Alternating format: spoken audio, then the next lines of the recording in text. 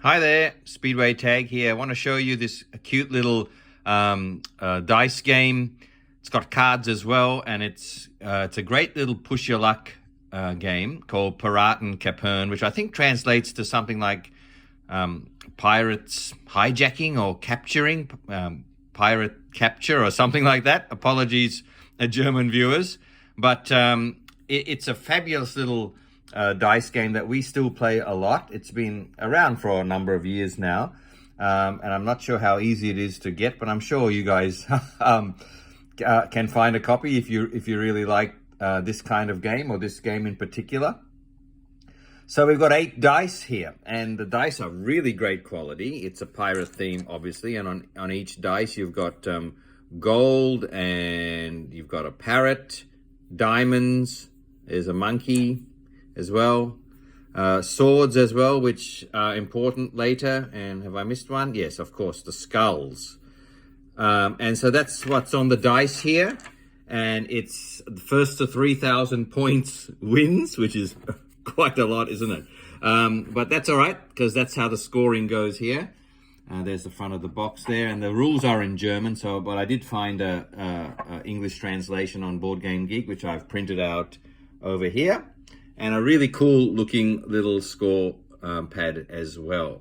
Okay, this is by I think the publisher is Holly Gully and Amigo, and it's for 2 to 5 players, ages 8 and up. But adults and kids will love this, I think, anyway, as we do. Okay, it also comes with a set of cards as well. And what's going to happen here is, as usual with the push your luck dice games, I'm going to roll on your turn. You're going to roll all 8 dice, and then you're going to keep some and re-roll some, and keep some and re-roll some until you get the combinations that you want. If you roll 3 skulls, you put the skull. Anytime you roll a skull, you put it aside, and if you roll 3 of them, you bust, and you lose all the points that you might have gathered for that turn. As usual, usual thing that we're used to with these push your luck games. But there's an added little element here to this one, and that's the deck of cards here. Here's the scoring conditions. Okay, so I might show you that first. So if you keep a a gold bullion there, like that, each one's going to get you 100 points. And if you keep a diamond after your roll, each one's also going to get you 100 points. And then you've got the 3 of a kind, 4 of a kind, 5 of a kind, 6, 7, and 8 of a kind for those points. So the 3 parrots, for example, 3 parrots will get you 100 points. 4 of them will get you 200. But with the diamond and the gold, you'll get 100 for each diamond and gold, plus you get the points for the 3 of a kind, 4 of a kind, so on. So, for example, if I did manage to roll 3 diamonds and keep them, I'll get the 100 points for 3 of a kind, but I'll also get 100 points for each diamond. That's the case with diamonds and gold, but everything else, the parrots and the monkeys and the other things on the die, you're trying to get, you only get the scores for the 3 of a kind, 4 of a kind, the groups like that. Okay, so that's how the scoring goes. If you do manage to score on all 8 dice at any one time, you'll get an extra 500 points for being able to do that. Okay, so that's the scoring, how this goes. But the way a turn goes is before you roll your dice on your turn, you have to flip over one of those cards, okay? And that will be your special ability or advantage or challenge for this roll. And that's what I like about this game. Not only are you just, if the cards weren't there, it would still be fun for me, because for some reason, just push your luck dice games are really in my wheelhouse. I love doing them, no matter how simple they are. Zombie dice, Martian dice, all of those sorts of games. But this one comes with this added little extra, the cards. And so you flip open over one of these cards. Oh, sorry, these are the scoring cards I've got there, okay? Right, you flip over one, and that's your, that applies to your turn. Only you for that turn, okay? And for example, if you flip over this card and it's got a gold bullion on it, it means you've already rolled a bullion. So you can consider this a die face with a gold on it. Okay, and then you continue and you add that gold as if it was a die face, and which is really cool. The other things you might flip over, so I've shown you the gold. You might flip over a diamond as well. Okay, these cards are really good quality too. They're linen finished and they're excellent. If you flip over a diamond for that turn, you've got an extra diamond. If you flip over a treasure chest, that means after you roll, you can actually save a die on this chest. And that can't be lost even if you bust with the 3 skulls, which is really cool. You might flip over the sorceress, which allows you to get back one of the skull dice. You know, normally when you roll a skull, you put it aside and you can't roll it anymore. And if you get 3 skulls, you bust. But if you've got the sorceress open here, you can throw one of the skulls back in, which is super handy. The monkey and the parrot is interesting because it automatically makes all monkeys and parrots that you roll be the same thing. So this monkey can count as a parrot and this parrot can count as a monkey. So if I roll 2 parrots and 2 monkeys like that, I can consider that 4 of a kind because of that card being in play. Really nice. The pirate captain, as you'd imagine, is very powerful. And if that's in play, everybody wants this one because it doubles your score at the end of that turn. Sometimes you can flip over skulls as well. The double skull is a killer. And that just means that you've already rolled 2 skulls, right? Or 1 skull. Really bad. We don't want those, but they're there. And the last thing is, this is, again, really expands this idea of push your luck with these cards. If you flip over any of the pirate ships with the swords at the top, that's telling you that on this turn, you have to roll, for example, this card, you have to roll and put aside 2 swords, okay?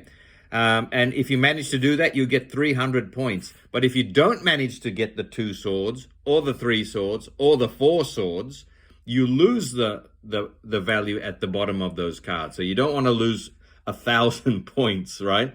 So if you flip this one over, you really have to concentrate on getting the swords. So that adds another little bit of, a tense gameplay to the game if you flip over these. But you lose a lot, but you stand to gain a lot as well. Because if you do get the 4 swords here, you get the 1,000 points or the 500 for the 3 swords and so on. So a turn might just go like this.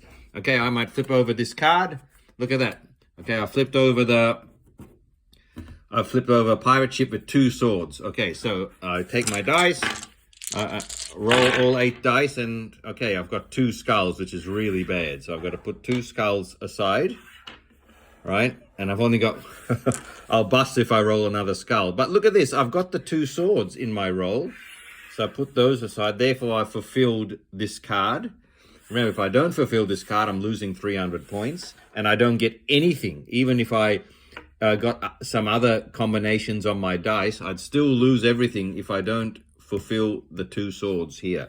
Now, what else have I got? I've got a diamond, which I could put aside for an extra 100 points. Because remember, each diamond is 100 points. So I might do that. I'll put the diamond aside, and I might re-roll these. Okay, hopefully not to get another skull. And I did, okay? I did get another skull, so that would be a bust turn. I'd lose everything. I'd even lose my 300 points because I haven't completed that. So I've busted there. Let's try that again. Let's do another turn. Okay, I've rolled a diamond this time. Oh, sorry, I've flipped over a diamond. And so I've got an extra diamond on these cards. Okay, this time I've only rolled, I've rolled 2 skulls again. Terrible.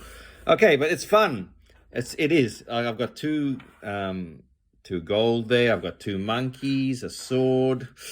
Not liking much of this. So what I might do, I'll put the 2 gold bullions aside. They're going to get me 200 points anyway, and hopefully I'll get roll some combinations here without another skull. It's another skull. Okay, so that one's no good. That would also be a busted turn. But let's say I didn't roll the skull, and let's say I rolled a monkey instead. I would definitely put that extra gold there. I would definitely put this extra diamond, which would match with this diamond. And Yeah, so let's say I didn't roll that third skull. I would have 300 points for the gold. Plus, remember, because of 3 of a kind, I get another 100 points for the gold. So that's 400. 100 for this diamond, 100 for that diamond, gets me 200. So what's that? That's 600. And the monkeys I left. Okay, when you re-roll, a couple of other rules. When you re-roll on your turn, you're allowed to re-roll as much as you want. So imagine if I was if I wanted to re-roll again and I didn't want to keep these, I can actually re-roll the things that I've set aside. They're not locked forever. So I can actually maybe take those 2 gold, if I was silly enough to do that, and re-roll them and just keep going and going and going like that until I bust with the 3 skulls. So I like that. I like that flexibility. There's one other really cool rule in this game, which they've added, which again ramps up well, adds a little bit of, not ramps up, adds a bit of take that to this game. And that's if on your very first roll, if you rolled 4 skulls on your very first roll, okay, which can happen and has happened before. Let's say that was my first roll. There's 4 skulls there, okay? You don't actually bust in that situation. What happens is the rules say you actually go to the island of skulls or island of the dead, right? And you take up all those dice again and you keep rolling. And for every skull that you roll, you put aside and you go again, right? And there's 2 more skulls. Put it aside. Keep going. Another 2 skulls. Gee, this is good. Put it again. Okay. As soon as you don't roll any skulls, you stop.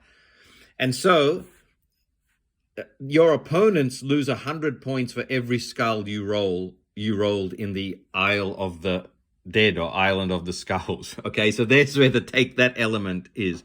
So yes, once again, if your first roll has 4 skulls on it, then you go to this Island of the Skulls mechanic and you keep rolling, and every skull you roll is a negative for your opponents. We don't always play with that element of the game. Sometimes that feels a little bit too invasive and take that for us. We're not great with take that mechanisms in games. We don't mind them, particularly in 2-player games where you don't have to really choose who gets it in the neck, so to speak.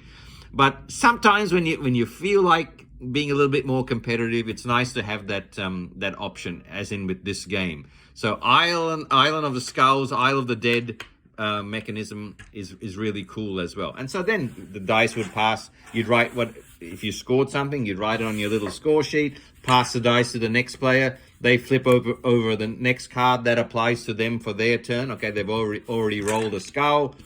They roll their 8 dice. Okay, and there's 2 skulls here already. Geez, my rolling's bad today. 2 skulls plus 1 skull, they've already busted. Next player comes along, oh, they've got 2 skulls already. What about if they flipped over the captain? That would be pretty good, okay? They flip the captain over, so everything they roll here will be doubled. Look at that, I didn't roll a single skull this time. Everything's doubled, so I might put oh, that looks pretty cool. I'll put those 3 diamonds aside and the 2 gold and re-roll these. Okay, where we go, there's 1 skull goes aside. That's a 4th gold over here, and I can't re-roll only 1. Okay, I can pull a dice from here to make sure I re-roll 2 if I wanted to. You can't just re-roll 1. You have to stop. But I'm actually going to stop anyway, because that's going to be tons of points, because that's 1, 2, 300 plus the 100 for the combo. That's 400 here, 400 here, times 2 because of my captain. That's 1,600 points. Okay, and don't forget, you play up until 6,000.